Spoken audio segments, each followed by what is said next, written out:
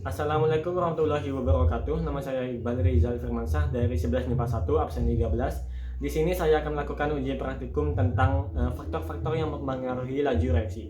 Sebelum itu, apa laju reaksi itu? Laju reaksi adalah perubahan konsentrasi dari reaktan ataupun produk persatuan waktu. Di dalam laju reaksi terdapat teori tumbukan.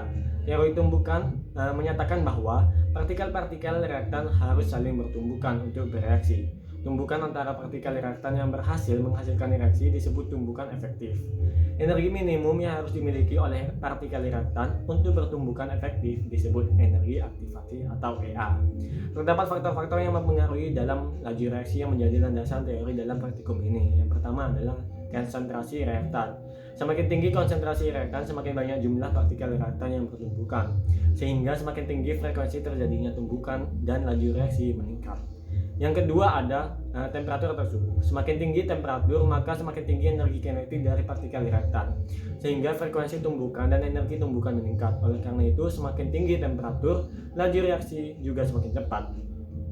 Yang ketiga adalah katalis. Katalis adalah zat yang dapat mempercepat laju reaksi tanpa terkonsumsi di dalam reaksi tersebut. Katalis menyediakan alternatif jalur reaksi dengan energi aktivasi yang lebih rendah dibanding jalur reaksi tanpa katalis, sehingga reaksinya menjadi semakin cepat. Lalu ada luas permukaan cantuk. Jika ada pencampuran reaktan yang terdiri dari dua fasa atau lebih, maka tumbukannya terjadi di bagian permukaan zat. Nah, padatan yang bentuknya serbu halus punya luas permukaan bidang sentuh yang lebih besar kalau dibandingkan dengan padatan yang berbentuk lempeng atau butiran. Maka berlaku bahwa semakin luas permukaan partikelnya, maka frekuensi tumbukan bisa jadi semakin tinggi. Inilah yang menyebabkan reaksi berlangsung bisa lebih cepat. Di sini saya akan mengambil landasan teori bahwa luas permukaan menjadi faktor dari laju reaksi. Berikut adalah alat dan bahannya. Ini adalah bahan-bahan yang diperlukan untuk melakukan praktek ini.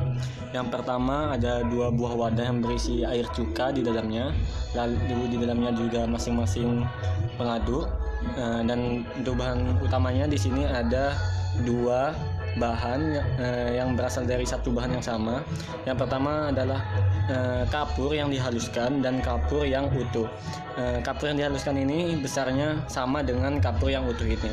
Dan untuk melakukan percobaannya, kita hanya perlu memasukkan masing-masing bahan ini ke dalam masing-masing wadah yang tersedia. Begini. Dan kita hitung berapa waktu yang diperlukan untuk masing-masing benda, masing-masing bahan ini untuk terlarut. Dan kita hidupkan dan kita aduk. Kita bisa lihat di sini bahwa larutan yang berisi kapur yang dihaluskan lebih cepat berubah warnanya, yang berarti kapur di dalamnya terlarut dengan cepat. Dan itu dibutuhkan sekitar waktu 20 detikan. Dan kita bisa lihat di bagian kiri bahwa kapur yang utuh belum terlarut sama sekali.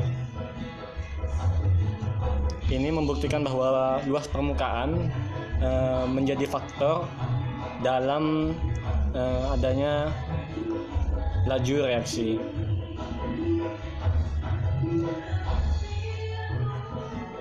Dan sampai 1 menit di bagian kiri atau kapur yang utuh belum mencapai atau belum terlarut dengan sempurna, berbeda dengan yang kanan.